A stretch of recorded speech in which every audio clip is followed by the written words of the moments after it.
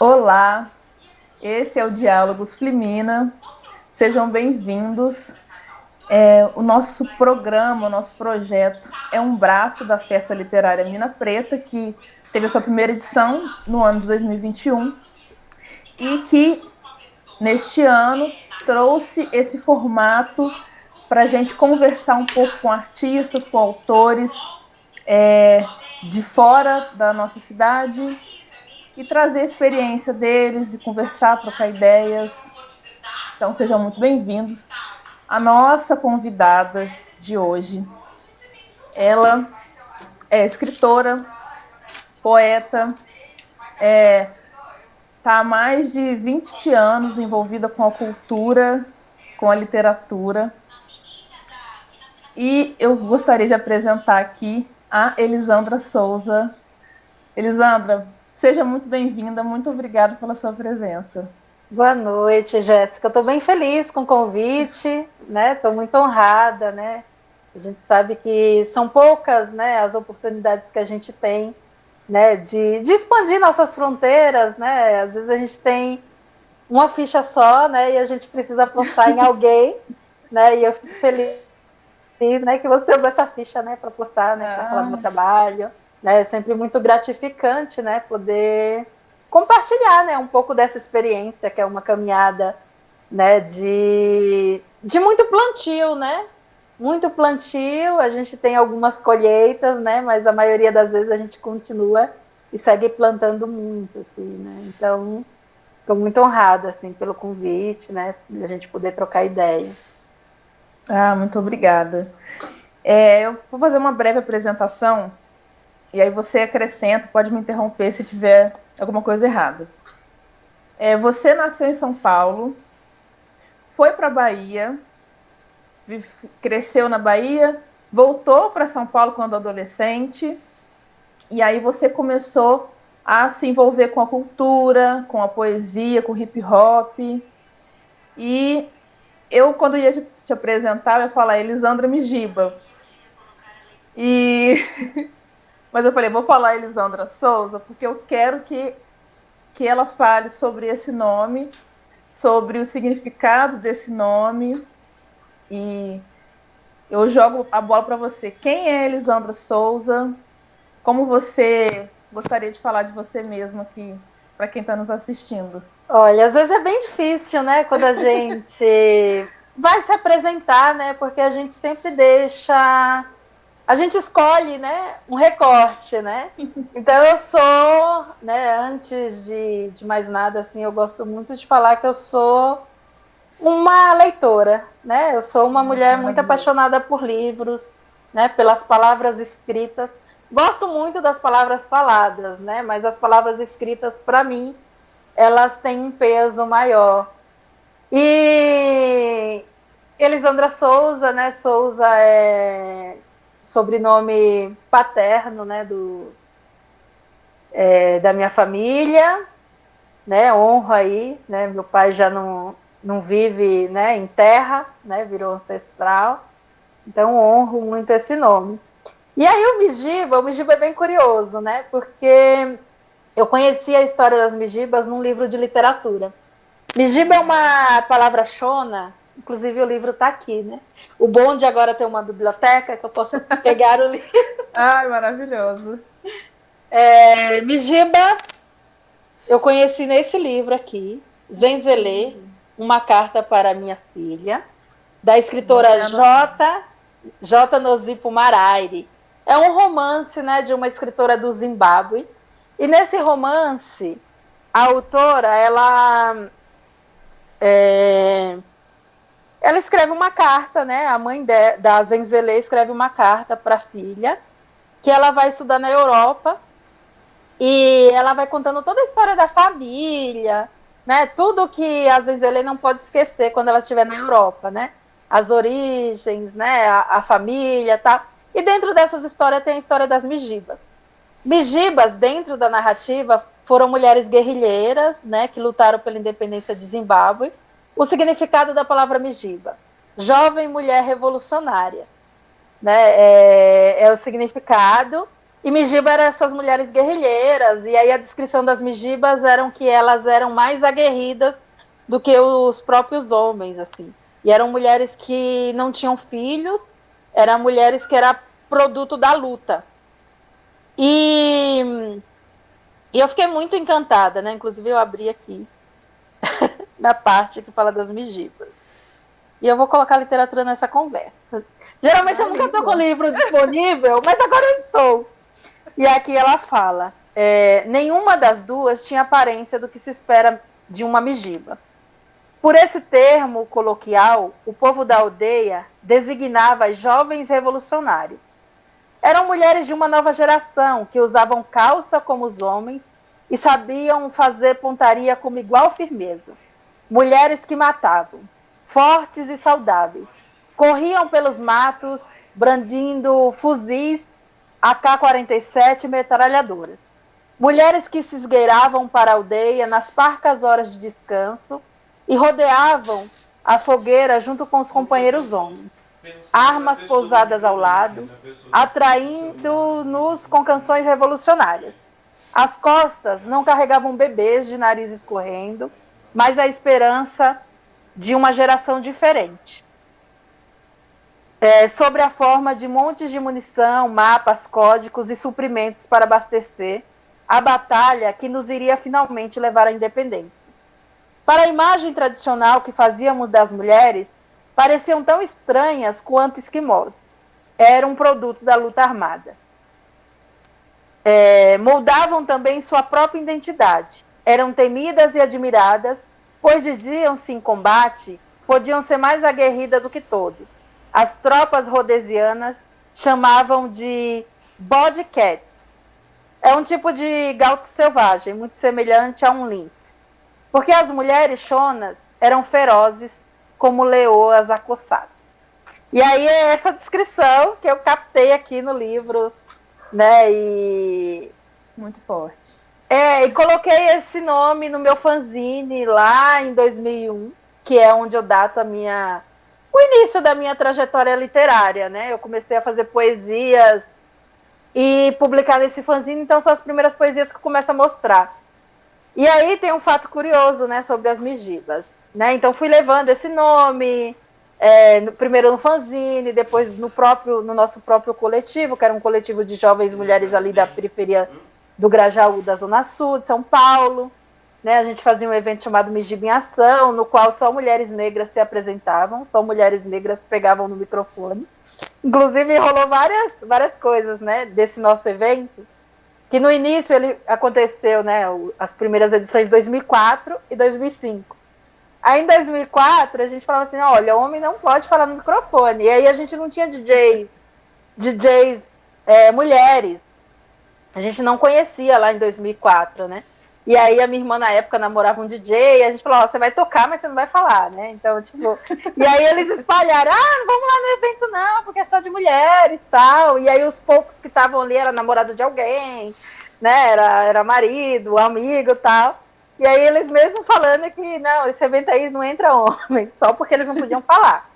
Enfim, aí esse evento, né, rolou em 2004, 2005, depois ficou um período, né, sem acontecer, e ele volta a ser realizado em 2012, quando a gente começou a acessar políticas públicas culturais aqui da cidade. Né? E aí também, nesse período, começam nossas publicações de livro. Né? Então, em 2012, teve o evento, a retomada aí, né, depois de um período, né, sem ter o evento. Primeiro que esse evento não rolou, porque eu entrei na universidade, a universidade, né, nos engole.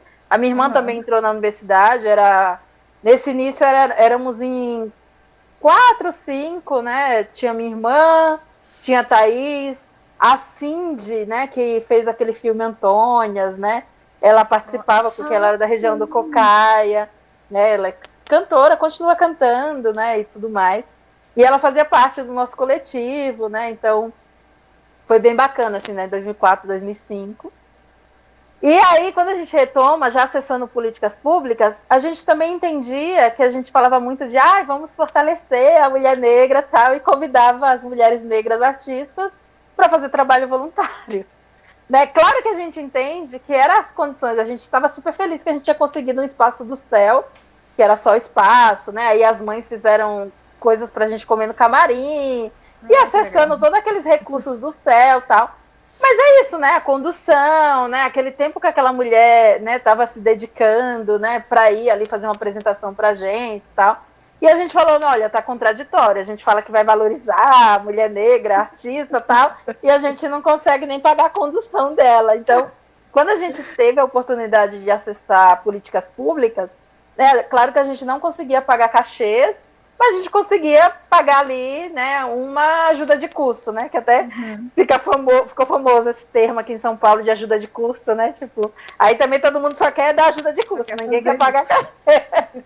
Não, a gente entende que existem projetos e projetos, né, mas na época, né, foi o que a gente conseguiu colocar em prática, o que a gente pregava, né, então essa coisa do falar e fazer, né? Então a gente começou a achar contraditório. Não vou tirar uma mulher, geralmente essa mulher é mãe, da sua casa para vir fazer um trabalho que ela tem que custear a própria condução, né? Então, e aí depois veio, né, nesse mesmo, em 2012, né, com esse acesso a políticas públicas, as primeiras publicações de livro, né? E começou com Águas da Cabaça, que é o meu segundo livro autoral, né? E o primeiro foi o Punga, né, que foi feito pela Edição Estoró, e eu dividi a autoria junto com a Cris Quintê, né, que é um poeta aqui de São Paulo, da Zona Sul. Conheço. E a gente teve esse trabalho que foi bem bacana, assim, né, o Punga lá em 2007. E aí 2012 vem com essa maturidade de fortalecer já o que hoje, né, inclusive tem a página tal, de fortalecer o que é essa literatura negra feminina, né? Inclusive dentro da publicação já vem com essa perspectiva mesmo, né, de potencializar essas mulheres em todos os fazeres artísticos, né? E aí só voltando ao lance do Mijiba, e aí nesse mesmo ano, em 2012, eu sou formada em jornalismo, né, pelo Mackenzie. E eu fui fazer assessoria de imprensa da Capulanas, Companhia de Arte Negra, num projeto em Moçambique. Uau! Um projeto bem bacana, lá em 2012, chamado Pé no Quintal, né? Então o projeto era Pé no Quintal, né, em Moçambique. E aí lá eu conheci um zimbabuense e eu falei, é agora que eu vou saber das Mijibas. Aí fui lá conversar com ele. Eu falei, me conta das Mijibas. Ele disse, Mijiba? Mijiba eram os homens. Eu, oi? Aí eu falei, nunca que eu vou contar isso no Brasil. Vai acabar com o nome do meu coletivo. Já fiz um fanzine falando sobre isso. E tudo mais. E aí depois eu ressignifiquei isso. Eu falei, eu sou uma escritora. Enquanto escritora, eu acredito na realidade literária.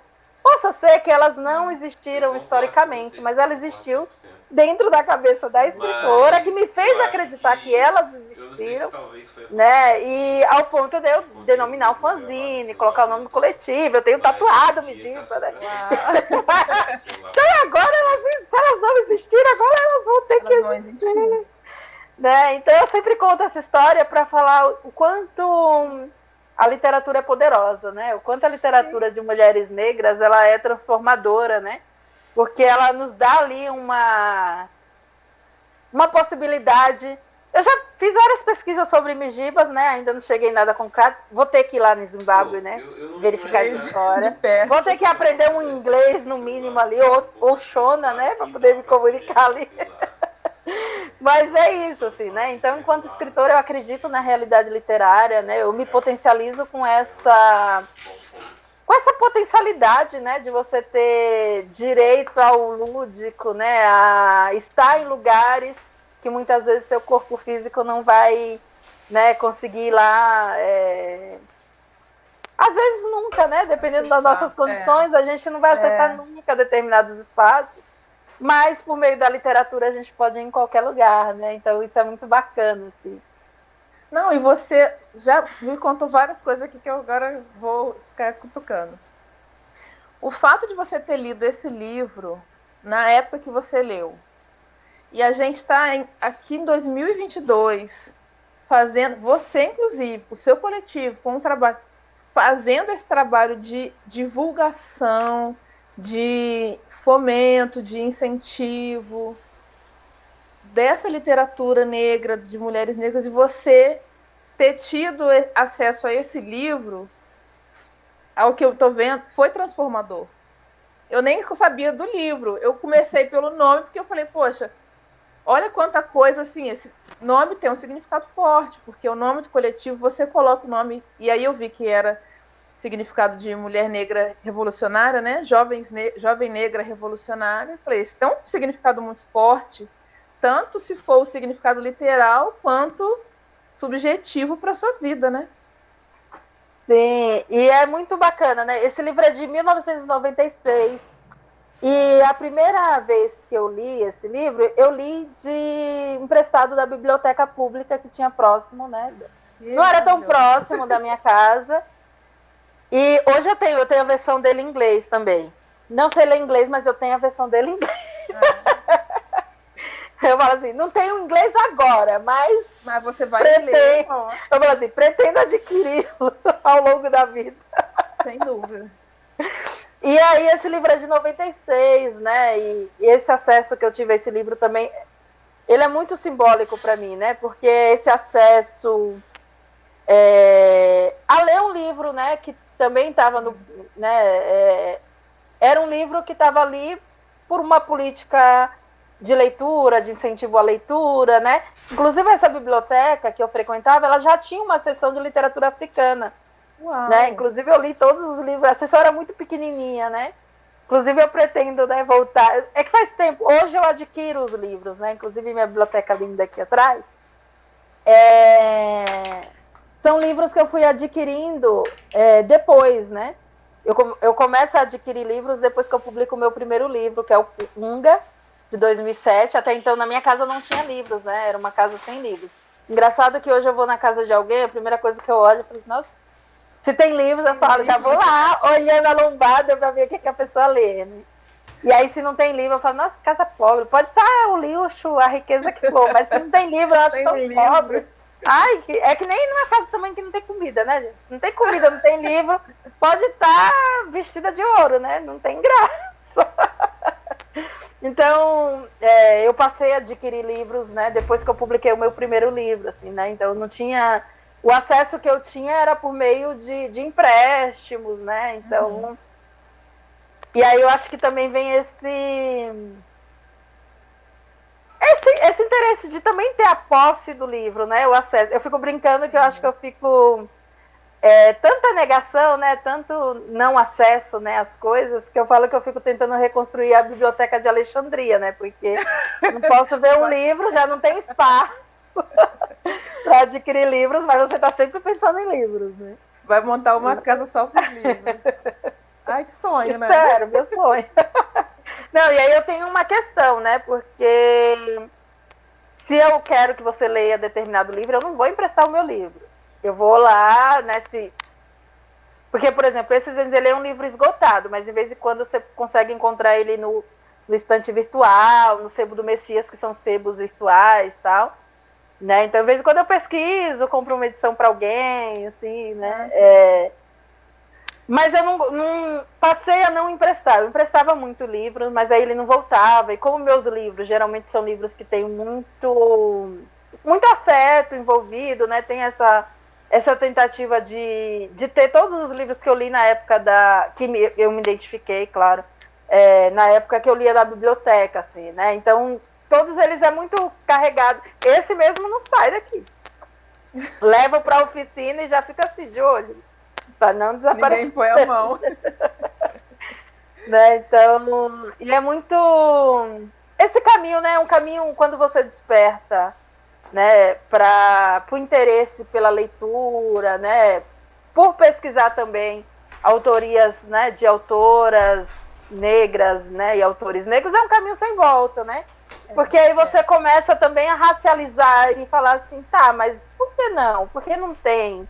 Né? Porque tem destaque para tal autor e não tem para outra, né? Então, é um caminho sem volta, né? Porque você passa a ser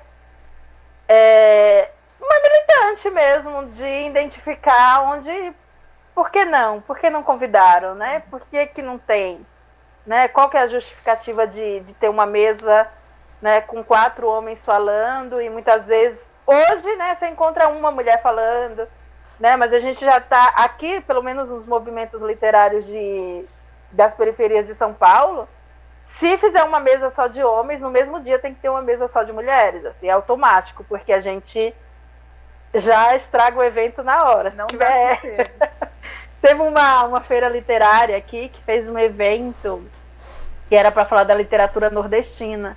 E não tinha uma pessoa negra na mesa. Tinha homens e mulheres e não tinha uma pessoa negra. Eu falei, oi?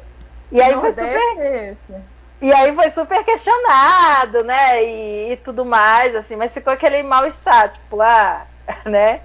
E aí é isso, né? A gente acaba tendo que constranger, né? A gente quer chegar no nível que seja da mesma forma, por exemplo, né? A minha literatura hoje, né? E sempre foi muito racializada, né? Por militância política mesmo, né? Mas eu acredito e sei que a minha literatura não deve nada para a literatura aí canônica, para a literatura que está aí e tudo mais.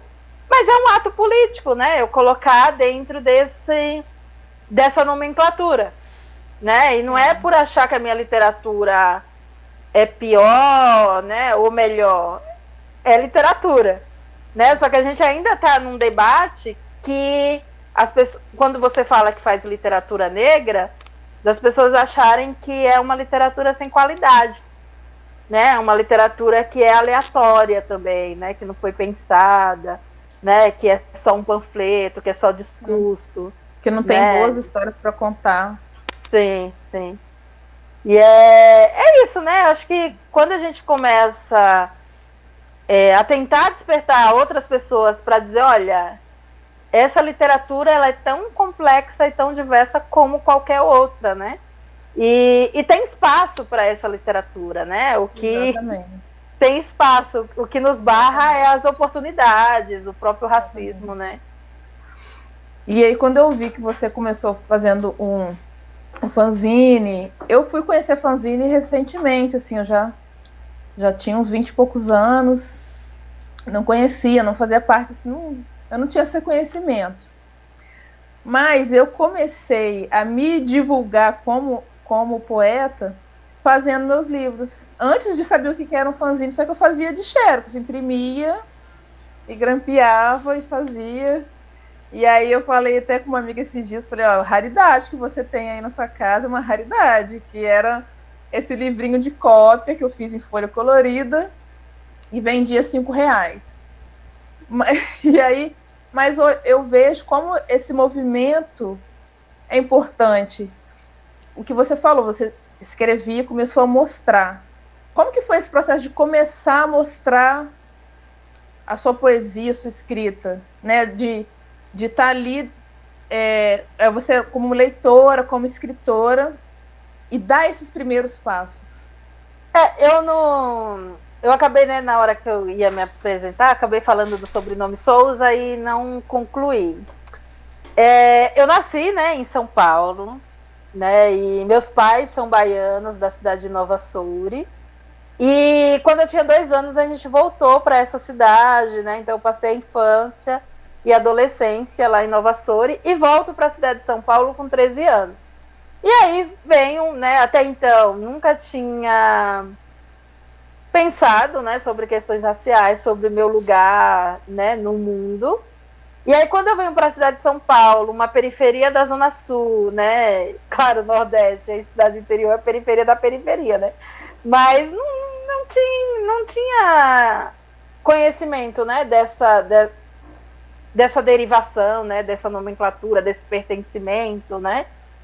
E aí, quando eu venho para São Paulo, que eu conheci a cultura hip-hop. A cultura hip-hop, ela é a grande responsável por essa virada de chave, né? De consciência mesmo, racial, de pertencimento, de lugar, né?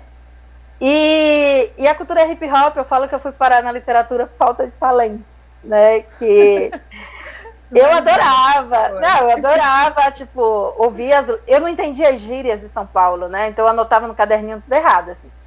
Então eu ouvia as músicas, né? Inclusive eu achava, meu primo cantava tanto Fórmula Mágica da Paz que eu achava que a música era dele, porque ele cantava rap também. E aí num evento, eu tava num lugar, eu falei, ai, nossa, é a música do meu primo. Aí, ai, você é prima do Brau? Eu falei, não, meu primo é Preto G. Tinha uma pessoa, mano, a menina é mó caô, mó mentirosa, dizendo que é prima do Brau. Né? E aí, com o hip hop, que eu fui ter esse desejo de fazer alguma coisa pela minha comunidade, de mudar o mundo, mas me faltava talento para cantar, para grafitar, dançar, enfim. E aí eu conheci os fanzines, né? Então, eu conheci os fanzines, eu comecei a trocar correspondência, né? Então, na época, a gente usava um selo, que ainda tem esse selo, que é o selo social, que custa 1 centavo. E aí, o meu fanzine, ele tinha uma folha de sulfite, né? Frente e verso. Então, ele não podia crescer, porque se ele crescesse, ele ia aumentar o peso do papel. E aí, eu não ia conseguir enviar pelo selo social de 1 centavo, e eu não tinha dinheiro, né? E na época, mesmo o Xerox, assim, a minha irmã, eu falo que era minha primeira patrocinadora, porque ela já trabalhava, e aí ela pagava o Xerox para mim, e eu enviava. E esse fanzine, eu comecei eu colocava resumo de livros, né? Eu divulgava eventos de hip hop. E aí foi nesse fanzine que eu comecei a colocar os meus primeiros poemas que eu achava dignos de serem lidos, né? Né? E tudo mais. Assim. Então, o hip hop que foi essa virada de chave, né? De esse pertencimento. E é o que ele fez com a minha geração, né? E que faz até hoje, né? E aí, eu falava assim, eu faço poesia, eu não me dizia poeta, não me dizia escritora, né? Eu achava um lugar, ainda acho, né, muito louvável, né? Tenho muito orgulho de ocupar esse lugar, mas era como se eu tivesse que pedir autorização para alguém para dizer, ou alguém me legitimar que eu era escritora. Então, o movimento, né, cultural literário da cidade de São Paulo, com os saraus, que foram me potencializando nesse lugar, né? Então, eu tinha poucos poemas, né? Comecei a ir no Sarau da Cooperifa em 2004. O Sarau da Cooperifa tinha 3 anos. E o Sarau da Cooperifa, né, ele começa ali quando eu comecei a minha trajetória também, né? De mostrar os poemas, só que eu não conhecia, né? Já tinha ouvido falar do Sérgio, inclusive troquei correspondência com o Sérgio. Que legal. Né? No meu fanzine publiquei um poema dele, né? Tinha todo, né? Foi bem bacana, assim. E eu também já me considerava, nesse período, o meu fanzine era Mijiba, imprensa alternativa. Então eu já me intitulava jornalista e eu não tinha formação, né? Então eu sou jornalista antes mesmo de ser jornalista. Então, a minha vida também, tanto literária quanto de jornalismo, ela é muito mesclada, né? Porque elas começam juntas, né? Ali sendo potencializada por um fanzine, né? Eu mesma me autorizando, apesar de não dizer, né, na época, mas eu mesma me autorizava enquanto jornalista, enquanto uma comunicadora, e enquanto escritora, né? Mesmo que eu tinha dificuldade depois de falar que eu era uma escritora. Então, esses movimentos literários, né, da cidade de São Paulo, sobretudo a Cooperifa, e aí eu tinha poucos poemas, né, e toda quarta eu recitava o mesmo poema, tanto que os poemas que eu tenho decorado são os mesmos desde 2004. Agora que eu fico tentando, que eu não tenho muito boa memória não, assim, no sentido de, para decorar, né, eu tenho memória, assim, de fatos, né, e tal, mas, por exemplo, às vezes no Sarau das Pretas a gente precisa fazer uma performance mais, né, decorada, mais orgânica. É um dilema, né? Porque aí eu já começo a suar frio. Então,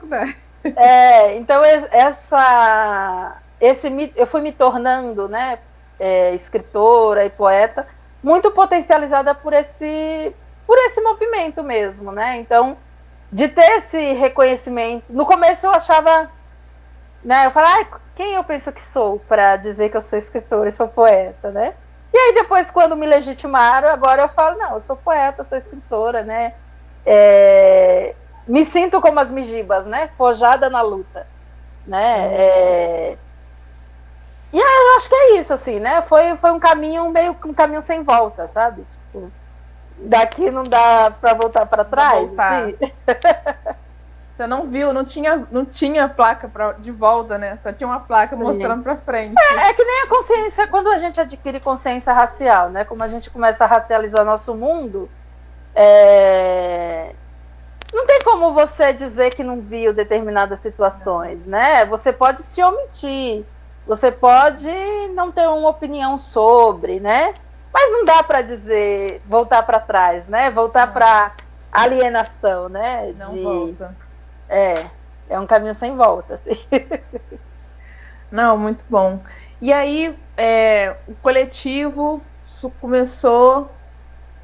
Que ano mesmo você falou ali? Então, o coletivo mesmo, porque assim, a gente também não se chamava de coletivo. O coletivo é uma nomenclatura muito recente, né? A gente começou a falar de coletivo como coletivo. Eram amigas, eram pessoas que estavam ali próximas a você. E eram pessoas, tipo assim, das minhas amigas, minha irmã, por exemplo, ela sempre foi da produção. E ela também nunca almejou esse lugar de artista, né? A minha irmã mais velha, a Elisângela, ela não é artista, né? Mas ela fazia a produção muito bem, né? E é muito bacana isso, né? Quando a gente entende nossas aptidões, né? E ela fazia uma produção como ninguém, assim. E eu já tinha mais essa coisa de ser artista mesmo, de fazer o poema, de estar no palco, né? Tanto que, gente, quando a gente teve que meio que obrigar ela a ter que apresentar, nossa, ela só faltou desmaiar, assim. Mas a gente falou assim, não, todo mundo tem que saber, senão ficam falando que é só da Elisandra, não sei o que, tá. E aí, né, teve o evento, e aí com as publicações dos livros, a gente foi falando que era coletivo, né? É porque, assim, é uma ação muito coletiva, né? É muito nessa potencialidade de beneficiar, né, as mulheres, né? Hoje muito focado na literatura, né? Mas já foi era um evento cultural, né? No sentido de atender outras artes, né? Que não só a literatura, né? Hoje está muito focado. Hoje não é mais um coletivo, né? Eu mantenho aí o nome do trabalho em respeito, né? O trabalho que a gente criou, né? A gente segue fazendo publicações, né? E hoje, por exemplo, quando a gente tem que publicar um livro, né, a gente contrata pessoas, né? Então a gente tem umas ideologias que a gente foi adquirindo ao longo dos anos, que é ter sempre uma equipe negra, né? E uma equipe negra a maioria de mulheres negras, né? Então, em vez em quando tem umas exceções, assim, né? No próprio evento também era isso, né? Claro que a gente quebra a cara, né?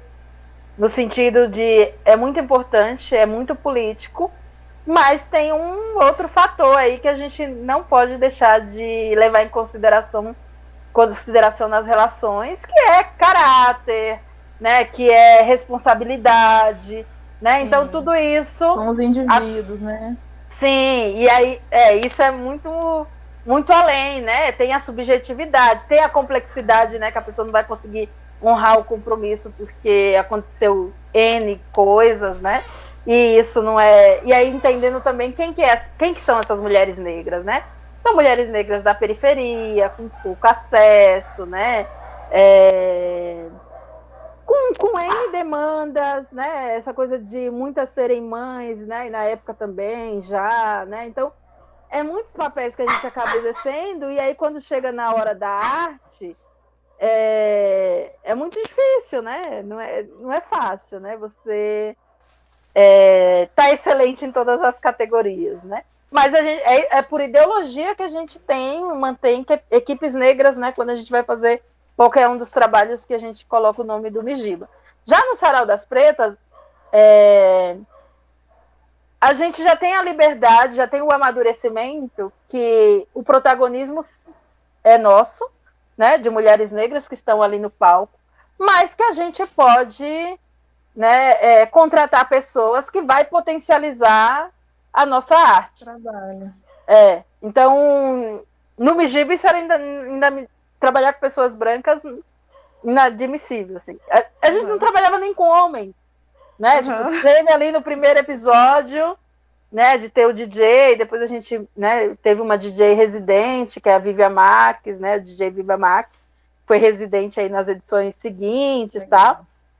Mas é isso, a ideologia, né, era uma forma de marcar, olha, a gente consegue fazer um evento dos próprios livros, a gente só fala que, a gente não pode falar que é um livro 100% feito por mãos de mulheres negras, porque as gráficas que a gente contratou, a gente não tem controle do processo. Mas o sonho ainda é fazer um livro e dizer, ó, isso aqui, ó, só mulheres negras colocaram a mão. Mas já é uma inversão de narrativa, porque são as mulheres negras que estão organizando, que estão demandando para a gráfica, que estão abrindo o microfone. De qualquer forma, já subverteu, né? Sim, sim. Mas é isso, mas é a radicalidade, né? A gente queria por completo, assim, mas aí o que estava no nosso alcance a gente mantinha. Então hoje, né, não tem mais aquela coisa de se reunir para, né, essa coisa do coletivo, até porque hoje tá todo mundo tem suas vidas, seus trabalhos, né? Ali a gente também era adolescente, jovens que tinham bastante tempo, né? Que a ideologia ocupava o tempo, né? Verdade. A questão do tempo, né? Hoje somos todas mulheres adultas, mulheres mães, mulheres, né, com profissionais nas suas áreas, né? E tudo mais. E que não hoje, e aí assim, eu continuo, né, sendo muito coletiva, e aí eu procurei outros coletivos para estar inserida, né? Como estou hoje no Sarau das Pretas, né? Que a gente faz isso que a gente fazia no Mijiba, só que com outras roupagens, né? Com mais com uma liberdade, né? E com amadurecimento, né? O amadurecimento é tudo, né? Então a gente cometeu muitos erros, né? No sentido de levar tudo muito a ferro e fogo, né? Em circunstância que poderia ter sido mais maleáveis, assim, né? E aí a gente consegue ressignificar isso em outros trabalhos, né? E é isso, assim. Mas o Mijiba se mantém, né? Fazendo hoje as publicações dos livros. Inclusive, esse ano a gente fez, né? Esse ano não, o ano passado, né? 2021, a gente foi contemplada no edital de reconhecimento literário, né? Do PROAC, né? Do governo do estado. E aí pudemos fazer 2 livros, né? Que foi o Literatura Negra Feminina, que é uma antologia com 30 autoras, e que foi um chamado aí, nesse processo de pandemia, para as seguidoras enviarem textos, né? Então, enviaram 44 autoras de vários estados, inclusive fora do país, e dessas 44 a gente selecionou 30, e fizemos uma antologia, e com essa antologia também fizemos uma linha do tempo, uma linha do tempo pedindo a bênção aí às mais velhas, e começando datando ali de Maria Firmina dos Reis até a Mídria, que é uma escritora de Islã, que publicou em 2020. Então, essa linha do tempo vai de 1859 a 2020.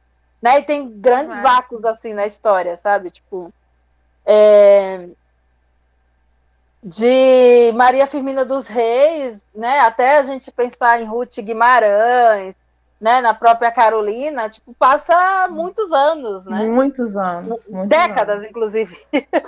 Décadas. Não, a Maria Firmina, a gente tá começando a conhecer agora, praticamente, né? Esse resgate eu acho muito bacana, recente, né? Que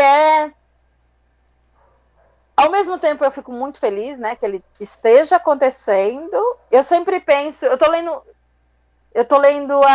o livro Casa de Alvenaria, né? Tá numa leitura difícil, né? Porque eu acho que eu fico toda dolorida com o livro, que é o Casa de Alvenaria da Carolina Maria de Jesus, né? Então, e são os livros que ela vai contar como foi o lançamento, como que ela ia nos lugares. E é de um desafeto, né? Tipo, as pessoas que contratavam ela, né? O próprio Audálio, tipo, ela tinha que chegar em lugares, estar ali no horário, e ninguém acompanhava ela para voltar, então ela volta muito tarde, deixa os filhos sozinhos, ela acorda 3, 4 horas da manhã quase todos os dias, e só de ler aquela rotina dela já me dá um mal-estar, assim, porque não tem um cuidado dela enquanto uma escritora, né, e tal. E aí você fala, mano, não mudou muito, né? E isso a gente já está falando de uma escritora que estava em todos os jornais, né? Ela quase diariamente ela estava nos jornais mais importantes da cidade. E era aquela, tipo, acompanhava ela, tipo, uma vez ou outra, né? Então ela voltava de ônibus, aí estava morando em Osasco, que é tipo Grande São Paulo, mas é longe. Eu fico muito. Eu acho que eu tô com dificuldade, né, dessa leitura, porque eu me reconheço, né? As pessoas convidarem você para ir para lugares que é longe, né? Você é mulher. E aí, quando você volta à tarde, tem toda aquela demanda, aquele medo de voltar sozinha, acontecer alguma coisa, né? Esse medo da violência, né? Que as mulheres, né? Sobretudo nós, mulheres negras, né? Que somos vistas muito, né? De forma muito sexualizadas, né? E tudo mais. E aí eu fico vendo isso, vai me dando uns gatilhos, assim, né? Tipo. Imagina. E aí você fala, meu, e ela já era Carolina, estava quase todos os dias no jornal. Assim. Então ela foi muito. E aí, por exemplo, acabou agora a exposição dela, né? Teve uma exposição no Instituto Moreira Salles, e você vai vendo. A Carolina ela é muito incrível, assim, infinita. E aí ela teve um reconhecimento em vida? Teve.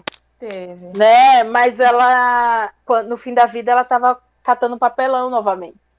Não foi Né? suficiente Então, para mudar a realidade dela, né? sim, porque, por exemplo, Nem dos filhos. sim, esses livros Casas de Alvenaria, porque foi publicado na época 1, e agora tipo, foi uma edição ampliada, né, com cadernos inéditos e tal. Mas foi o livro mais rejeitado dela, e é um livro que ela lança um ano depois do Quarto de Despejo. Ela lança em 1961. E aí, assim, né, as pessoas ali, aquela elite da época, porque é isso, são pessoas que eram elite, né, que tinham acesso à leitura. Porque, por exemplo, os próprios favelados ali, que era pares da Carolina, não entendia ela, né, achava ela muito diferente deles, né. Acho que a filha dela fala em um momento, eu ouvi ela falando que a mãe dela era metida perto dos outros, ali da mesma comunidade, que é uma pessoa com pouca educação formal, mas que buscava sempre colocar algumas palavras mais rebuscadas que ela conhecia. E parecia metida, imagina o olhar dos seus pares ali. Ah, você é catadora de papel igual a gente, quer falar bonito, quer Era escrever. muita solidão também, né? Só que uma solidão muito mascarada de força, né? Porque em nenhum momento, assim, mesmo você lendo, né, Quarto de Despejo, agora Casa de Alvenaria, muitos momentos ela fala que ela quer morrer, que ela tem vontade de morrer, assim, ela fala bastante. Mas ela não tipo, quero morrer porque eu tô cansada, né? Ela não mostra essa coisa da mulher guerreira, né? Que a gente também que a gente tem que tomar cuidado com essas armadilhas, né? Apesar de eu carregar a vigiva, né? Jovem mulher revolucionária, que a gente é por si só, somos essas mulheres, né? Porque sobreviver a tanta atrocidade, né?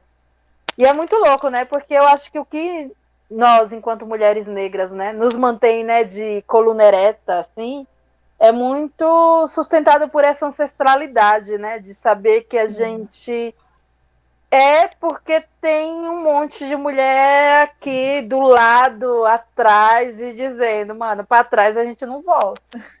Né? Essa coisa da guerreira, aproveitando essa coisa da guerreira, será que dói quando a gente percebe? Porque talvez a gente comece a fazer na necessidade, na vontade, e vai vivendo assim como nossas mães, porque se a gente não fizer, não tem quem vai fazer pela feito. Gente. Porque é um lugar muito solitário, assim, né? Solitário. E aí, claro, né? Quando a gente vai fazer trabalhos com coletivos, né? Que a gente consegue, né, chamar outras manas, conseguir dialogar sobre isso dá um aquecimento. Tipo, olha, eu não tô sozinha, né? Apesar que no dia a dia... E aí, por exemplo, como a gente mencionou a Carolina, ela, diferente da gente, que hoje a gente está aqui de forma virtual, mas a gente está trocando sobre literatura. A Carolina não tinha essas manas, porque ela era sozinha naquele meio, uma exceção da exceção da exceção, né? Conversava muito, né, com homens, geralmente não, quase todos os homens brancos. Os homens negros que se aproximavam da Carolina quando ela já era escritora eram sempre pedindo dinheiro, com planos mirabolantes, assim, tipo, é muito. Eu assisto muito um podcast chamado Não Inviabilize, né? Ah, escuto. E aí tem muito lá assim, picolé de não limão. sei, picolé de limão. E tem muito assim, não seja ONG de macho, né? Então os caras chegavam assim com ideias, um cara que não sabia dirigir, que queria comprar um caminhão e queria que ela fosse sócia. Tipo as histórias assim, meio Não Inviabilize. Gente. E aí você vai, né? Você vai lendo e você fala, mano, que absurdo isso. E aí as pessoas também, naquele período, né? Tipo, isso, ela era muita exceção, muito fora da curva. Né? Era alguém que acessava o jornal, alguém que estava ganhando dinheiro com as coisas que ela escrevia, de cadernos que ela encontrou no lixo. É muito fora da mão. Assim. É muito fora da curva. Assim. E é aquela mulher que você fala assim, mano, nasceu para acontecer. Sim. Porque não tem explicação, né? O meio dela era para ela não ser escritora, né? A escolaridade dela era para ela não ser escritora. Não ser. Né? Ainda mais naquela época que isso era muito se hoje ainda carrega esse estigma, no momento que ela viveu, isso era puramente da elite, né? E aí a gente entender, né, a complexidade disso, né? Não foi pouca coisa que ela fez e ela fez coisas que até hoje, né? Por que me dá gatilhos, né? Ler um diário dela depois de já ganhar grana com a literatura, né? Eu vim ganhar dinheiro e nem é o dinheiro, né? A gente ganha um edital, né? E a gente fica toda feliz que se fosse um pagamento de um cachê, faria uma diferença grande na nossa vida pessoal.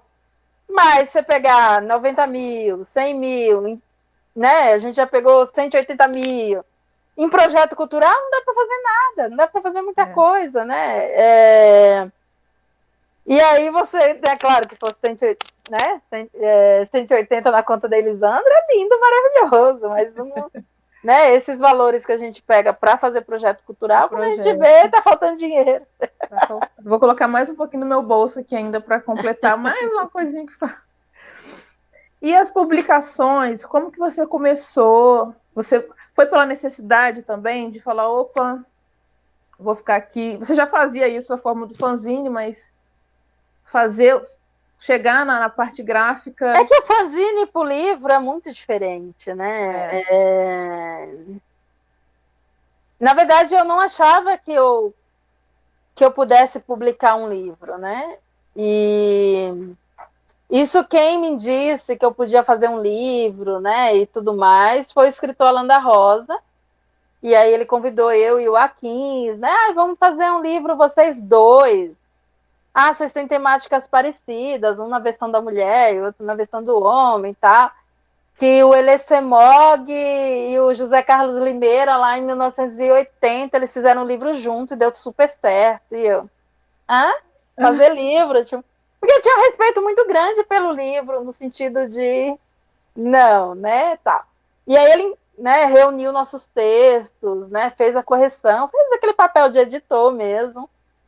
E aí ele mandou, ele tinha mandado para um projeto que não tinha dado certo, depois ele mandou para o programa Vai, que é o programa assim que muitos dos autores negros e os autores aqui das periferias de São Paulo conseguiram editar, publicar seus livros via esse edital, né? E aí, quando foi contemplada, eu falei, vou chamar o Bila, que é o cara que fazia as ilustrações do fanzine, então eu quero que ele ilustre a minha parte, inclusive o Punga é um livro com 2 capas, né? Que é a minha capa e a capa do Aquim. Inclusive, cadê? Agora que eu tenho. Inclusive, essa versão que eu tenho aqui tá sem a trança, né? Quando a gente fez o original, tem uma trança aqui na lombada. Ai, que lindo. Aí essa é a minha parte. E essa do Aquim. Muito linda. E aí o Bila, né, fez a minha parte, tá? O Aquim chamou 2 grafiteiros. E aí os 3 eram grafiteiros, né? Mas os 3, tipo, artistas plásticos mesmo, né? Maravilhosos, ilustradores e tal. E aí a gente fez esse livro. Eu só fui ver o livro, tipo, um dia, 2 antes do lançamento, né? Até vi lá um rascunho, que o Alan fazia tudo segredo, né? Então eu não tive acesso. E o Akins viu porque eles estavam editando um documentário chamado Vaguei os Livros e Me Sujei com a Merda Toda. Que ele vai nas livrarias perguntando se conhecia a CUT, né? Se conhecia determinados escritores negros. Isso lá em 2006, 2007, né? E aí as pessoas, não conheço. Não conheço. Não conheço. Na época, não conheço Conceição Evaristo, não conheço Miral, né?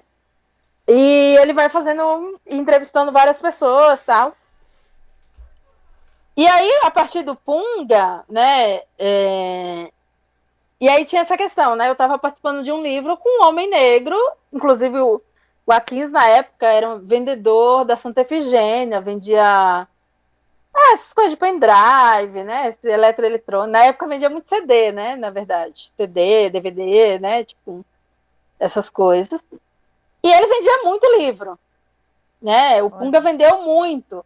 E aí eu ficava assim, as pessoas estão comprando porque é a 15, né? Não sei o quê. Então, quando eu fui fazer o Águas da Cabaça, eu não tinha... A minha experiência era de leitora, né? Tanto que os livros do Migiba são livros feitos por alguém que é leitor, né? Então eu vou olhar... E aí também, assim, quando eu comecei a fazer os livros, eu já tinha minha formação de jornalista, né? Então já tinha aprendido alguma coisa ali de diagramação. Inclusive, depois do Águas da Cabaça, tem uma ilustração no Águas da Cabaça, feita pela Renata Pelinto, que quando eu recebi, eu não entendi nada. No sentido assim, sabe quando você olha por uma imagem e você não consegue dizer nada? Eu mandava para as pessoas, nossa, ai que lindo, remete à água, remete a Iemanjá, remete a não sei o quê, e eu não conseguia dizer nada. Eu falei, eu não tenho, né, uma educação visual. Deu uma travadinha, né? Não, vamos embora, tá ótimo. Eu não consigo ler imagens, e aí fiquei super incomodada e eu fui fazer um curso de design.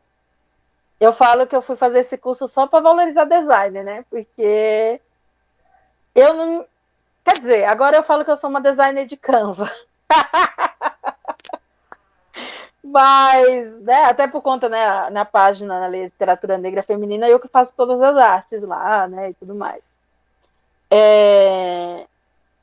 Mas eu sempre tive muita dificuldade com design, mas eu sei, né, pedir o que eu quero num livro. Né? Então, quando eu fui fazer o Águas da Cabaça, é isso, é um livro que tem toda essa referência de alguém que eu tenho mais experiência enquanto leitora do que como escritora. Uhum. Então, eu sou uma leitora profissional, qualificada. Sim. Tem gabarito, Nossa, inclusive rolou uma... Você fez lembrar uma das ações lá da página. Na verdade, não era ação, né? Eu usava uma Procura-se Leitores. É uma ação que a gente começou a fazer quando a gente já estava com os 3 livros publicados. O Águas da Cabaça, O Pretexto de Mulheres Negras e o Terra Fértil, da Jennifer Nascimento. E era Procura-se Leitores, tal. As primeiras artes tinha lá aquele Procura-se de bandido que tinha nos desenhos. Velho Oeste, assim. Procura vivo ou morto, essas coisas, assim. E aí, beleza, tava uma arte contextualizada. Aí fui fazer a arte lá para minha página e coloquei só o texto. Procura-se leitores e a foto do livro. E na descrição tava o preço do livro. Aí uma pessoa entrou na página. Aí eu falava assim, procura-se leitor. Aí a pessoa, eu quero. Aí eu falei, fui feliz. Vai comprar livro. Aí eu falei, que bacana que você quer o livro, tal, não sei o que, ele custa tanto. Você está vendendo? Ué? Mas eu achei que você estava pagando para ler. E aí eu falei, não, aí pra quê, né? Porque aí assim, quando eu entro no deboche, e aí eu falei assim, porque tem projetos que pagam para ler. Eu falei, olha, se tem projetos que pagam, eu sou experiente.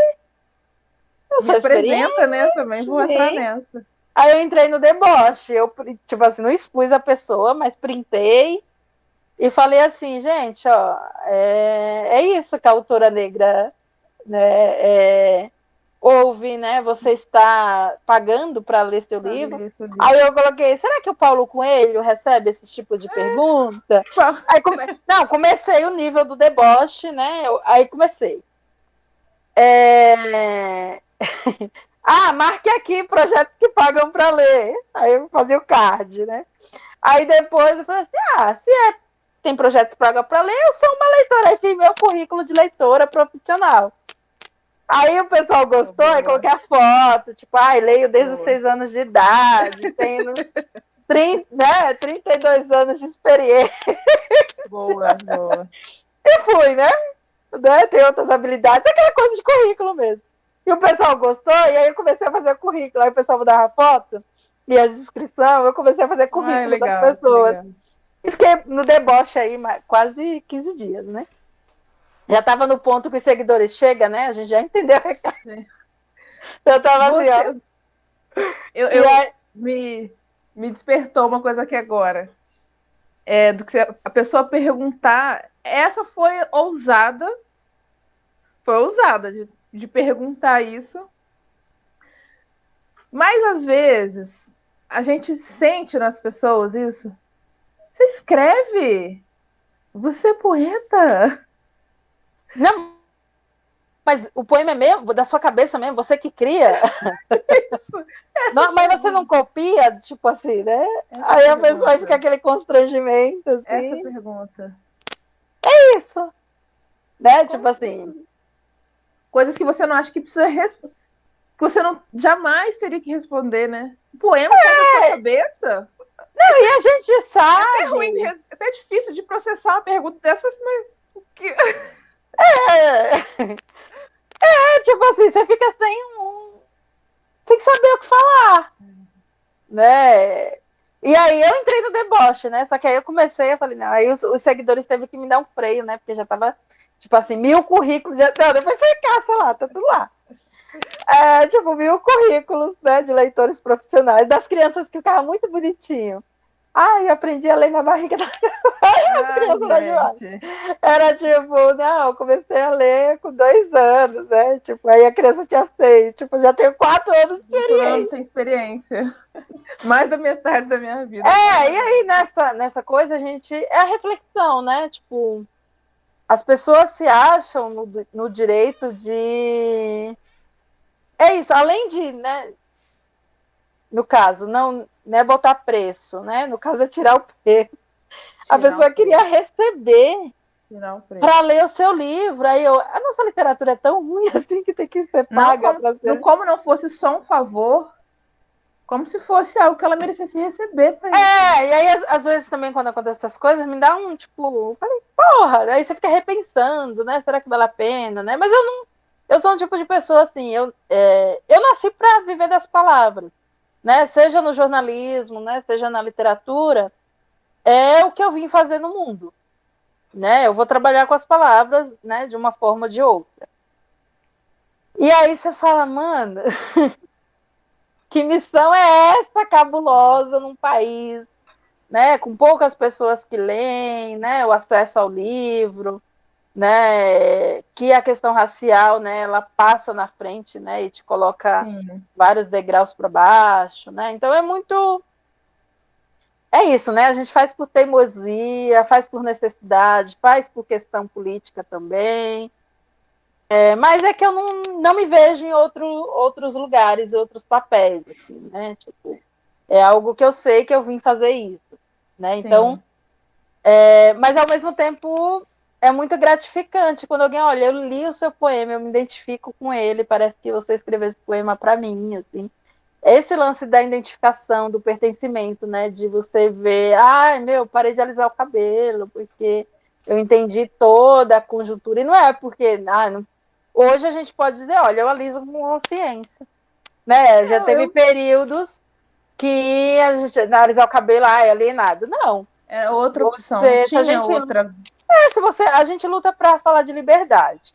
Se a gente fala de liberdade, fica cesseando a liberdade alheia, alguma coisa está errada. Que é também essa coisa a ditadura do cacho. Nem todo cabelo crespo vai cachear. Né? O cacho é outra. Que aí tipo, é um liso enrola. É uma Ou ditadura. um cacheado perfeito. Tem que ser um. Sim. Né? Você tem que ter sair de um nível para um outro que é considerar também, ó. É bonito, mas é esse bonito aqui só. Não tem outros bonitos, né? Sim, essa pluralidade, né, que a gente... E aí tudo está em torno da questão racial, né? E no nosso caso, junta a questão racial e a questão de gênero, né? Que a gente não consegue dizer, passei isso porque sou mulher, passei isso porque sou negra. Não, passei isso porque sou mulher negra. Né? Passei isso porque sou mulher periférica, tipo, que negra, não se repetiria com outra pessoa que não nessa posição. Eu não sei se, por exemplo, claro, talvez uma mulher, uma escritora mulher, receberia essa pergunta, né? Não, mas você está pagando para ler? Mas eu sei que isso foi muito... Né? E aí tem momentos que sabe que a raça, a discriminação do lance racial, ela é foda também, assim, né? E a gente, enquanto mulher negra, né, a gente fica nesse lugar muito desconfortável também, né? Porque, assim, claro que a gente, né, soma aí, né, com a luta feminista, né, e tudo mais, mas a gente sabe que quando o bicho pegar, elas vão estar com os pares dela. Sim. Né? Então, por isso que a gente tem que... Nesse lugar. Por isso que a gente tem que estar cada vez mais conectado com o nosso povo mesmo, sabe? Tem. Porque a gente tem um lado e a gente tem uma história, né? Ainda que a gente tenha que lidar com nossos irmãos em relação ao machismo, né? Eu fico muito fã quando eu vejo trabalho como seu trabalho com as produções literárias. Tem outras escritoras como a Cidinha da Silva, que faz a produção dos livros dela, né? E ela fala sobre isso. Às vezes vou estar ali com as editoras grandes, mas também vou estar fazendo a minha produção aqui. Eu acabei não respondendo, né, o que você perguntou, né? Como que eu fui parar, né, nessa... E aí agora você está elaborando aí, né? Não sei se era para retomar a pergunta, né, que você fez anteriormente. Não, a gente vai fluindo, Sim. vai fluindo. Mãe fala assim, mas você publica seus livros, né? Porque você escolheu não publicar por uma grande editora, né? Não, nunca houve esse convite, né? Quer dizer, a gente está aí aberto a convite, né? Possa ser que apareçam, né? Tem aparecido, na verdade, né? Eu publiquei um conto pela editora Melhoramento, que era releituras não, era para fazer meninas inspiradas no Menino Maluquinho, do Ziraldo, né? E eu fiz a Menina Malunguinha, né? Então, que lindo! Super bonitinho o livro. Lindo tudo nome. Pode mostrar, isso é ótimo, ótimo. Do livro. Ai, que lindo! Os meus livros, meus livros não chegaram ainda, senão eu estava fazendo a propaganda. Não chegou ainda, eu vou olhar no... Ó. Mas deve estar chegando, Que linda. Essa é a minha personagem, feita pelo Fábio Iambo, que é um cara ilustrador de mangá e tudo mais. E aí, claro, né, vou dizer, nunca publiquei. Publiquei, né, essa participação, publiquei também... participei dessa coletânea aqui, ó. As 29 Poetas Hoje, organizada pela Heloísa Buarque de Holanda, pela Companhia das Letras. Né? Então não vou dizer, nunca publiquei para uma editora grande. Já publiquei, mas ainda em antologias, né? Sim. E não publiquei por quê? Porque não teve convites, né? E esses convites, hoje, né, eu tenho 20 anos de trajetória literária. A partir de agora, eles vão começar a aparecer e provavelmente eu vou publicar, porque é cansativo você se editar, né? É cansativo porque não é fazer o livro em si é muito prazeroso, né? Claro que tem as questões, né? As escolhas, né? E tudo mais.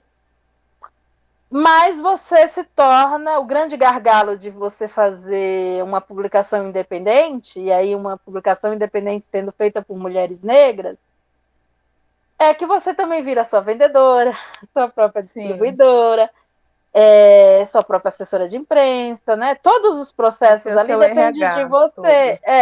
Todos os processos ali dependem de você. Então, o livro vai chegar até onde suas pernas alcançam, né? E aí a gente não tem muitos contatos, né? Não tem muitos quem indica, né? Claro, eu não vou falar isso hoje, né? Depois de 20 anos, né? Eu já tenho alguns contatos, né? Você já tem algumas fontes. A gente conseguiu vender o pretexto de mulheres negras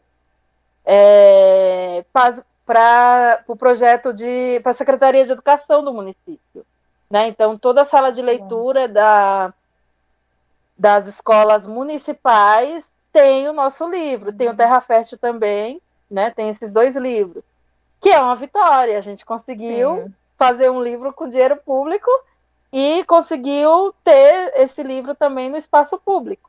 Vai chegar para as Elisandras que vão na biblioteca ler os livros. Sim. Então, e aí, assim, quando vem esses convites, né, de editoras renomadas, é quando a gente já está 20 anos, né, com trajetória literária, como o caso da Conceição Evaristo, né? Ela publicava desde 2003, né? O primeiro livro dela, ela vendeu um Fusca para publicar o livro. Entendeu? Aquele investimento que ela fez lá em 2003, né? E hoje ela é quem ela é. Mas aí eu vou ser reconhecida quando eu tiver 70 anos? Quando eu não consigo. Tipo assim, né? Graças a Deus a gente tem a Conceição aí com saúde, né? Podendo ir aceitar ou não os convites. Sim. Mas eu falo assim, eu queria agora. Qual o tamanho, eu queria para ontem. Não, qual o tamanho dessa trajetória, desse caminho que você vai ter que percorrer, né? Qual é esse tamanho? E esse mercado, e aí dependendo, né, de como... Que é isso, né? Vem imposto, né, de uma... Os nossos livros foram feitos do jeito que a gente queria, do jeito que a gente tinha repertório para fazer, né? Hoje a gente consegue analisar de uma outra forma, mas com autonomia, do jeito que a gente queria, com os nossos anseios, com os nossos valores, né? E quando você faz publicações, né, no mercado, você vai seguir o modelo daquele mercado, né? Então, hoje, provavelmente, eu já tenho mais amadurecimento para aceitar esse tipo de proposta. Na época, jovem, mulher revolucionária, não, né? Então, eu também não tinha... Não aconteceram os convites, mas eu também entendo que se tivessem acontecido, provavelmente eu não estaria pronta para aqueles convites, porque eu teria que abrir muito mão do que eu nem sabia o que era. E hoje você consegue diferenciar. Então, e hoje eu pretendo, né? Eu quero. Claro. Eu quero que esses convites aconteçam, eu quero que a minha literatura seja lida por mais pessoas que não só os meus pares, né? Que eu não tenha que fazer tanto esforço para que um livro chegue na mão de alguém, né? E essa afirmação o tempo todo, dizendo, olha, eu acredito, e é isso, eu acredito muito na minha literatura, eu acredito ao ponto de investir, né? E quando eu falo investir, né? Essa biblioteca aqui é um investimento.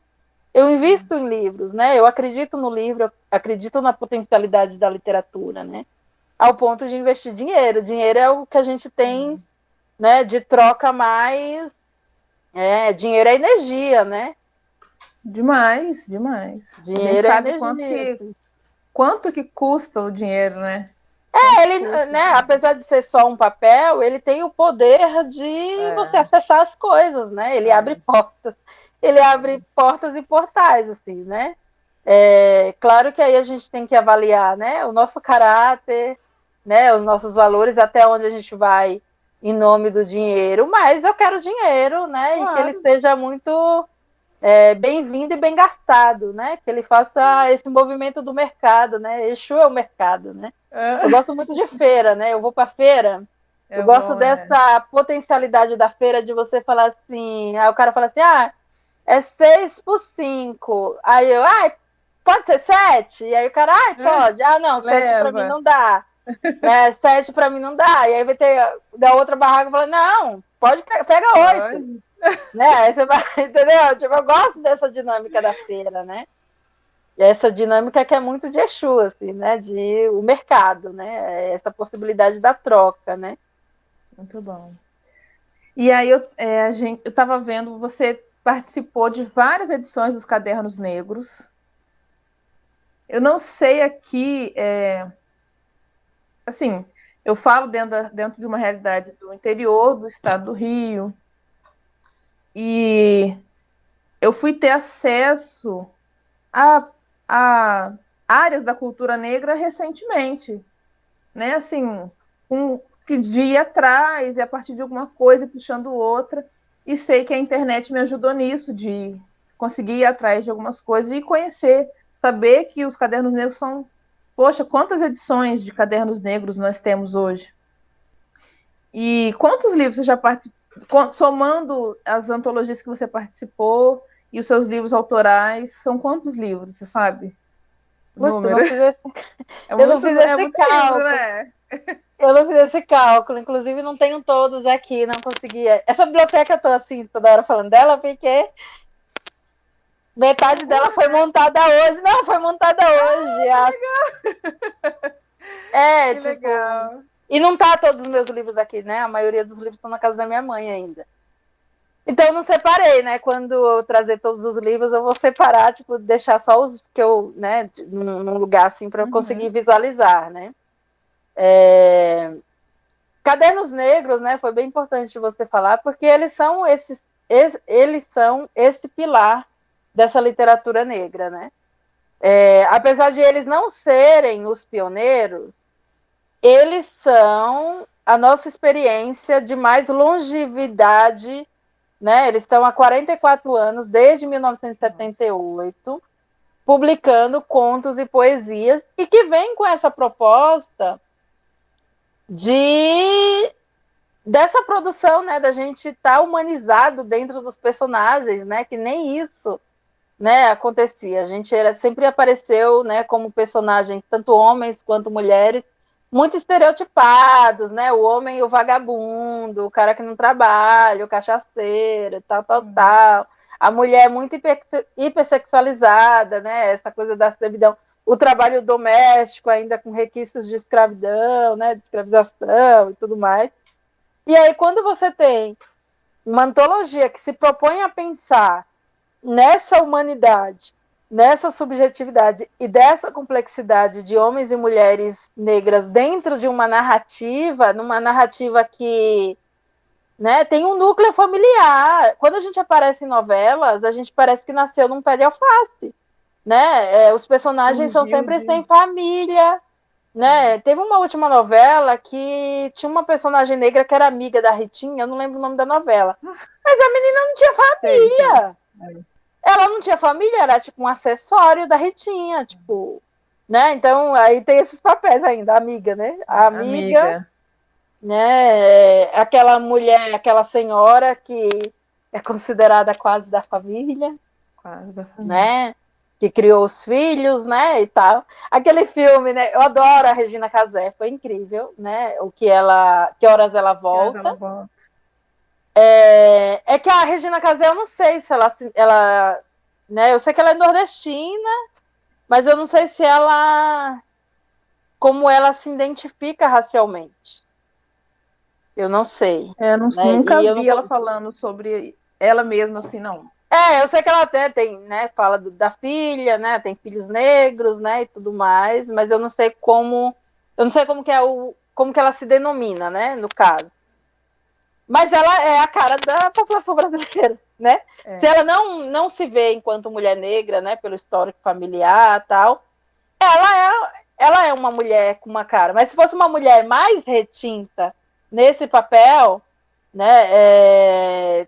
Também para a gente seria muito importante, assim, né? Sim, Mas ela foi fantástica nesse filme, assim, não tem. me identifico com o filme, que é a Jéssica. Eu me Que é... identifico, sou a Jéssica, sou a É, Jéssica. E quero tomar o sorvete do Fabi. Né? vou ter a minha piscina, não vou entrar na piscina de ninguém, vou ter a minha piscina, essas coisas, né? Então é um filme assim que nos faz refletir muito, né?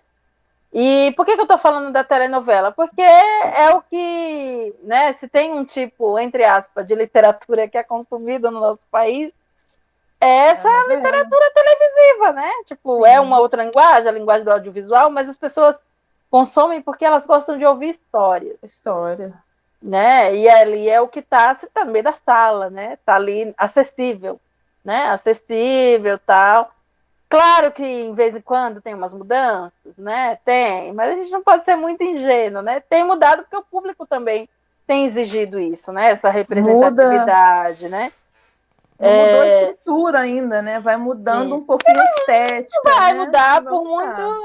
Talvez nossos filhos, nossos netos, né? Nossos tataranetos, uma hora vai mudar. Né? Mas ainda a gente está longe de ver essa mudança. Mas não é porque a gente não vai ver essa mudança que a gente não vai deixar de ser crítica. Né? E aí, né, quando você tem uma antologia como Cadernos Negros, né, que estão aí 44 anos fazendo esse plantio, né? Se hoje eu me digo, né, e trago essa afirmação de ser uma escritora negra, é porque teve pessoas como Cuti, a Miriam Alves, a Conceição Evaristo, a Geni Guimarães, né, Alzira Rufino, que são mulheres, né, que plantaram essa semente, né?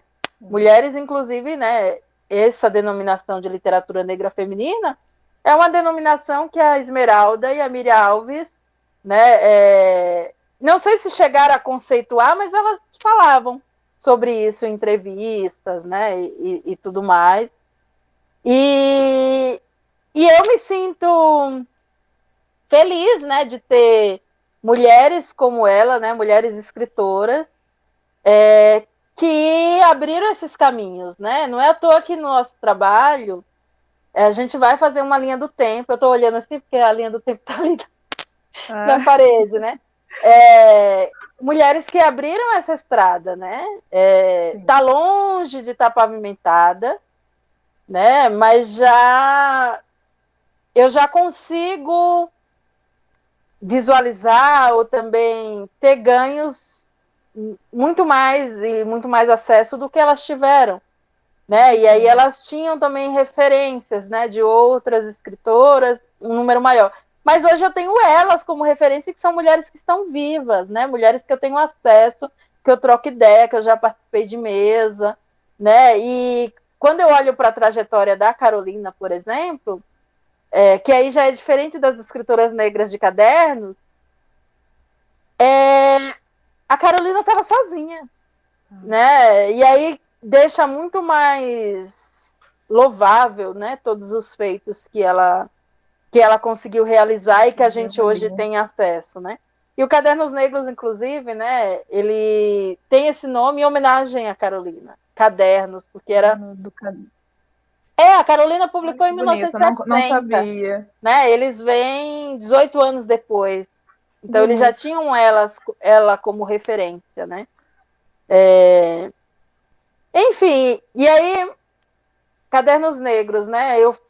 Antes de eu publicar no Punga, eu publiquei, o Punga é de 2007, a primeira vez que eu publiquei em Cadernos Negros foi em 2006, que foi a minha forma de pedir licença, pedir a bênção para adentrar esse terreno literário, né? E também somar forças para a gente construir juntos, né, essa narrativa, né? Então eu penso muito como continuidade, me vejo como continuidade, e eu não acredito assim que a gente, enquanto pessoas negras, a gente precisa aprender e olhar com muito carinho a ancestralidade. Quem não respeita a ancestralidade não respeita ninguém, não respeita a sua própria história, né? Porque a gente não veio do pé de alface, não se respeita, né? E aí, mesmo que a gente demore a conhecer, mesmo que a gente demore a conhecer, porque eu acho que acontece muito. Não conhecer não quer dizer que não existiram. A reconhecer que, mesmo aquilo que eu não sei, aquilo que eu não conheço, eu tenho que preservar. Porque sim, porque senão a gente fica a gente vai chover no molhado, né? Se a gente não respeita essa história, é como se a gente tivesse começado agora. E a gente começar agora quer dizer que amanhã vai vir uma pessoa mais nova e vai começar agora. Vai começar. E vai começar, olha, nossa, ai, tive uma inspiração aqui, fiz um sarau.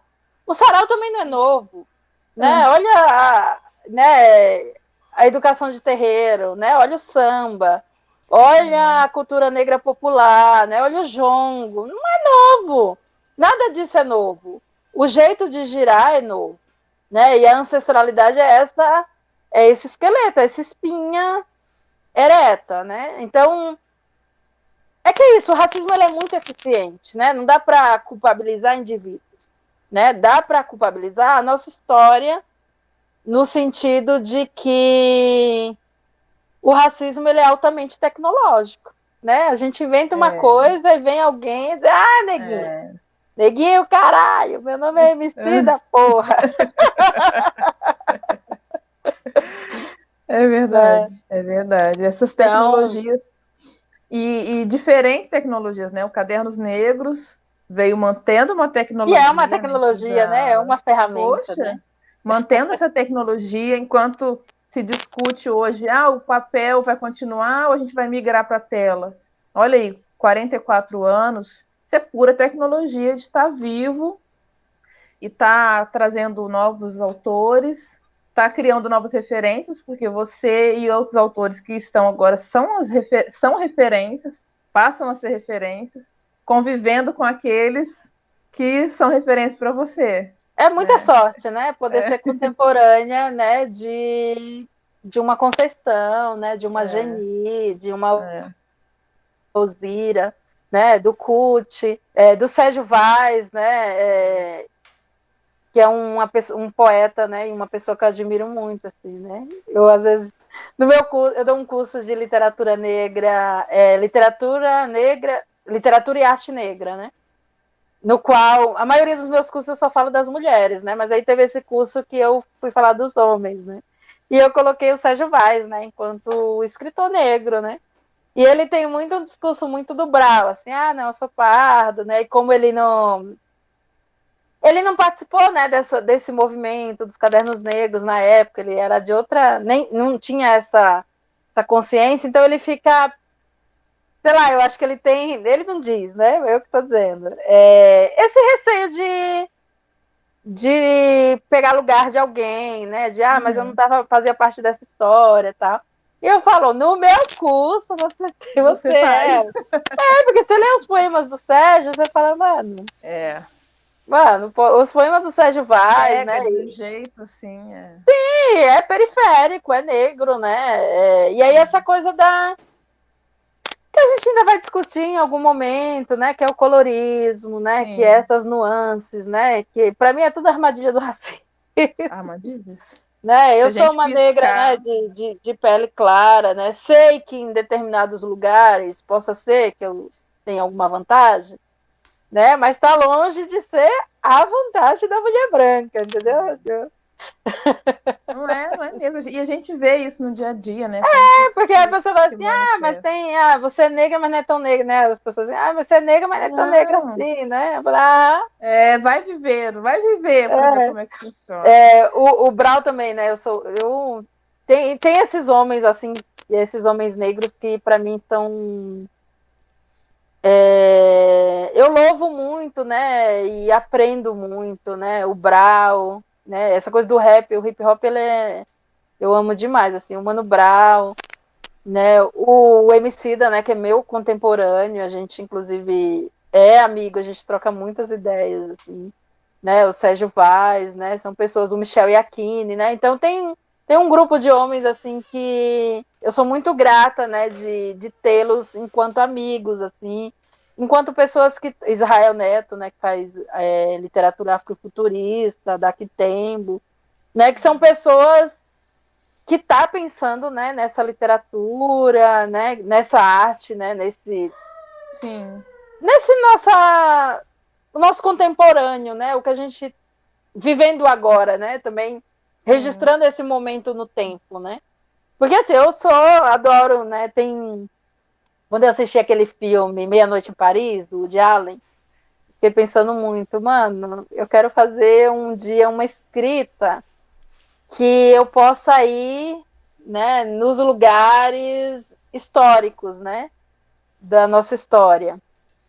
E aí, claro, tem momentos assim que eu não queria estar, mano, não queria estar, jogar né, e aí no caso ele entrava num bonde assim, né, não sei nem como que chama aquele carro lá. Um carro lá, tal, de época, e aí ele ia para a época dos escritores que ele admirava, assim.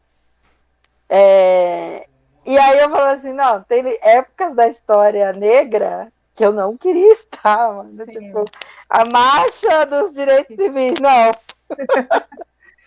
Deixa na história. Então tem, tipo, claro que tem, Deixa na sei história. lá, o primeiro samba de Tia Ciata, né? Tem coisa que você queria, né? Comer no restaurante do Cartola e da Zica, entendeu? Tem umas coisas bacanas, né? Porque o que é. Que a gente... Sim. O próprio Israel, né? Ele trabalhando com essa coisa do afrofuturismo, né? Ele tem um slogan que é o futuro é afro, né? E aí, pensar esse futuro mesmo, né? Porque a gente acaba, né? O racismo, ele gasta muito do nosso tempo e às vezes a gente deixa, né? E ele atrapalha tudo, né? Ele atrapalha tudo, Sim. Ele atrapalha a nossa potencialidade, ele atrapalha nossas narrativas. Eu quero contar histórias que ele não seja o protagonista, que ele não atrapalhe o meu destino, né? O destino do meu personagem, né? Que ele me deixe ser o que eu vim para ser, né? E aí é muito louco isso, né? O afrofuturismo é aquela visão de continuidade, né? A gente está fazendo resgate da história, registrando o momento presente e pensando na continuidade, pensando nas possibilidades de futuro de todas as formas. Quer afrofuturismo do que no jogo de búzios? Uma consulta IFA? É afrofuturo, né? Candomblé é o quê? É afrofuturo porque a gente vai estar lá, né? A gente já é essa resposta, né? Dessa que nossos ancestrais eles conseguiram. A gente está aqui. Sim, a gente é a realização, né? Numa entrevista, né? E tipo, mano, a gente é livre. Ainda com todas as questões, não livre na sua plenitude, né? Mas a gente é livre, né? Sim, a gente consegue, né, minimamente fazer coisas que eles não puderam, né? Sim. E aí, hoje mesmo eu estava ouvindo o podcast do Mano Brown com o seu Jorge. Não terminei ainda de ouvir. Com o seu Jorge e com o Jefferson D, né? E aí eles estavam falando disso também, né? Que tem negros, né? Sobretudo negros africanos, os negros africanos, que não conheceu a escravidão, a escravização, os descendentes, não, eles não foram escravizados, né? E a gente acha, né? Com essa nossa perspectiva, né?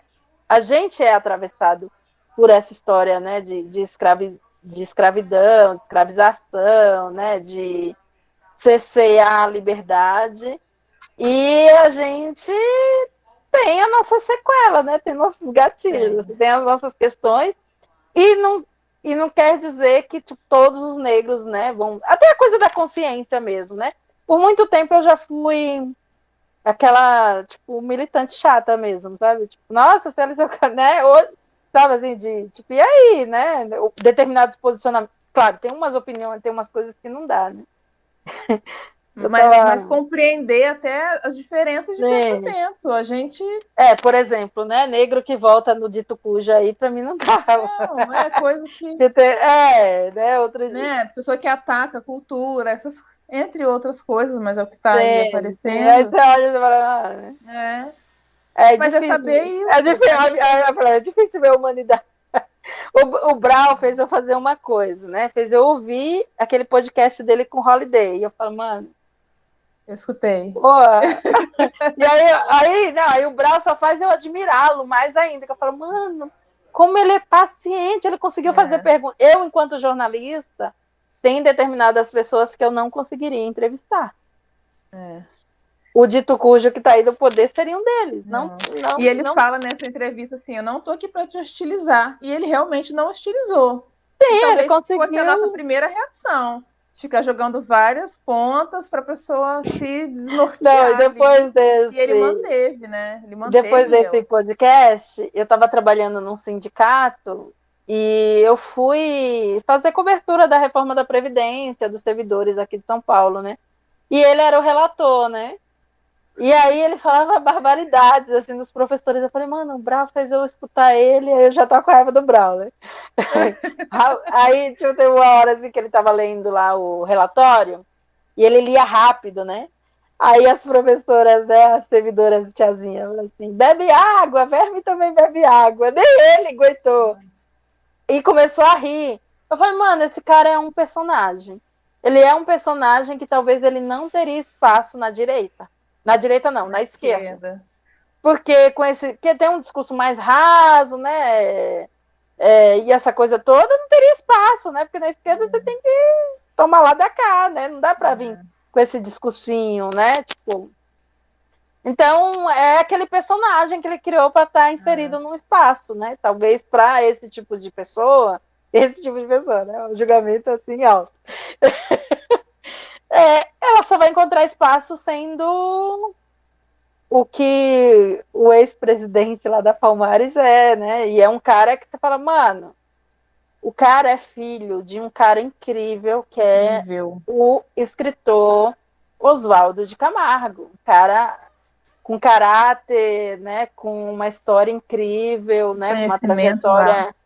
uma trajetória assim louvável. E aí você fala, mano, o que Como aconteceu? que Ele, pode? É. ele não podia ter esse desgosto, né? Mas é isso, né? A gente lida com isso, né? Mas não sei por que eu estou falando Sim. dessas pessoas. Vamos voltar para A nossa gente, literatura. a gente aprende a conviver com ela. A gente vai ter que aprender, Inclusive o link porque. não caiu, amiga. Pois é, eu tô ficando, gostei, vai rolando. Falei, opa, não sei o que aconteceu, mas foi. Ai, mas aí eu queria falar, a gente falou dos seus livros nos Cadernos Negros, sua participação nos Cadernos Negros. E aí eu anotei aqui as publicações, as Águas da Cabaça, você já falou, Filha do Fogo, 12 Contos de Amor e Cura, Águas da Cabaça é um livro de poesias, Filha do Fogo, contos. E aí eu queria pra gente fechar aqui, porque o nome desse livro me deixou muito assim. Falei, nossa, eu vou ter que deixar essa pergunta aqui pro final. Vim processando, vou deixar essa pergunta pro final, que ela é boa. Quem pode acalmar esse redemoinho de ser mulher preta? Quem, Elisandra? Me responde essa pergunta. Quem? Olha, Jéssica, quem pode parar o vento, né? O vento, ele se ressignifica, né? Ele passa por todas as brechas, né? Todo o espaço. Ele chega e destrói tudo, ou ele chega e acalma tudo, né? Então, esse livro é muito inspirado, né? E ele é todo dedicado a Yansan, né? Do começo ao fim, pelas cores, né? Até a imagem, né, que é Elisandra meio mulher búfala, né, as borboletas, que a gente é essa, né, a gente enquanto mulheres negras, né, a gente é essa Yansan, a gente é esse vento, né, que não tem quem nos pare, né. E aí esse verso, né, em especial é um trecho do poema Redemoinhos, e aí eu queria ler esse Ai, por poema, favor. Redemoinhos. Quem pode prender essa ventania que mora em mim? Essa fertilidade de espalhar boa semente, de unir elementos contraditórios dentro de si. Tempo que se fecha sem chover, poeiras do meu indizível, fogo que alastra, indomável pelo caminho. águas que recuam e voltam com intensidade. Nessa estabilidade de nascer tempestade e dissipar-se fogo, fecha meu ponto fraco, nas espirais dos meus ventos. Movimento meu corpo para que ele não morra. Quem pode acalmar esse redemoinho de ser mulher preta? Esse racismo que me desumaniza e me torna vazia. O invisível de todos os meus passos desfeitos. Sabe quando o mar desfaz as escritas na areia? Sabe quando o dia vai virando noite e tudo se torna mistério? Tem dias que a loucura mescla com a solidão. E eu me vi várias vezes, vagando, sem destino certo. Eu tenho medo de que não se lembrem. Nossos passos vêm de longe e precisamos prosseguir. Quem pode acalmar esse redemoinho de ser mulher preta? Ai, ai, precisamos prosseguir. Ai, maravilhoso, lindo. Obrigada. Eu que Ai, agradeço. gente. Que conversa boa, a gente ia ficar aqui muito. Ai, gente. Lisandra, muito obrigada, muito obrigada. A conversa foi uma delícia. E se tivesse numa mesa, a gente botava alguma coisa para tomar aqui, ficava para comer, para beber, né? Qualquer coisa. Sim, sim. E ficava. Espero que você possa vir conhecer Volta Redonda. A gente eu quero ir. Quer muito trazer convidados de fora da nossa região também. Né? É importante a gente fazer esse intercâmbio, né? Essas realidades diferentes, essas visões diferentes. E espero que a gente consiga, porque tem muito chão pela frente, tem muito trabalho para ser feito. Sim, e aí o Vigiba começou assim também, né? A gente. Porque é uma troca, né? Você me convidando, você me potencializa, né? E você faz eu acreditar que a minha literatura é possível, sabe? E aí eu sei que também você me ouvindo, você acredita que a sua literatura é possível, né? Então a gente se alimenta, né? Sim. A gente olha uma no olho da outra e diz a gente não está sozinha. A gente tem um monte de mulheres que vieram antes e caminharam juntas, né? Mesmo que, sei lá, eu me inspirei numa mulher do Zimbábue, né, com uma realidade que eu não sei, né, eu li, né, mas eu não vivi, mas eu me identifico, né, então acho que é esse junto, né, as pessoas, essas palavras estão tão gastas, né, não fazem sentido, mas a gente sabe que a sororidade existe, né, que a gente é um guto, né, eu sou porque somos, né, e o racismo fez a gente perder isso, né, a gente olhar uma para outra e achar que uma vai tirar o espaço da outra. Não, a gente não tem espaço. Então, se a gente não arrombar essa porta juntas, a gente tem mais força. Não vai ninguém, né? Entendeu? A gente pode, né? Tá nesses lugares e a gente vai estar nesses lugares de uma forma ou de outra, mas pensando muito nessa troca mesmo, né? De né, que esse trabalho, né, seja ouvido por outras, né, Jéssicas, outras Elisandras, né, que vai falar assim, olha, se elas fazem essa literatura, né, e tal, eu também posso fazer, né, que é uma forma da gente reescrever essa história, né, dar uma dignidade a toda essa dinastia, né, de mulheres rainhas, né, que independente se tinha postos ou não, eram rainhas, né? Eram mulheres de muito valor, assim. Então, muito obrigada. Eu que agradeço. Você é Migiba. Deu para sentir em cada palavra sua, na sua trajetória, conhecendo um pouquinho, né, num resumo assim da conversa, mas a gente sabe que não se faz esse trabalho, você não ficaria 20 anos, não estaria há 20 anos fomentando literatura, lendo, escrevendo, produzindo de outras pessoas, se não carregasse essa revolução e esse redemoinho com você, nos seus passos, no seu sorriso, assim, que chegando. E adorei bater esse papo. Podcast, eu tô assim também, tô viciada em podcast, eu escuto todo dia, viciada. Tem assunto para a gente falar muito.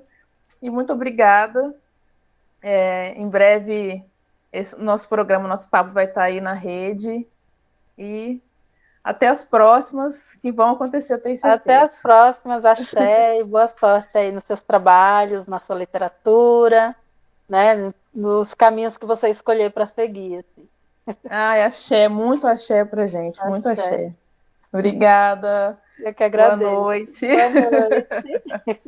até mais. Até mais. Tchau. Tá.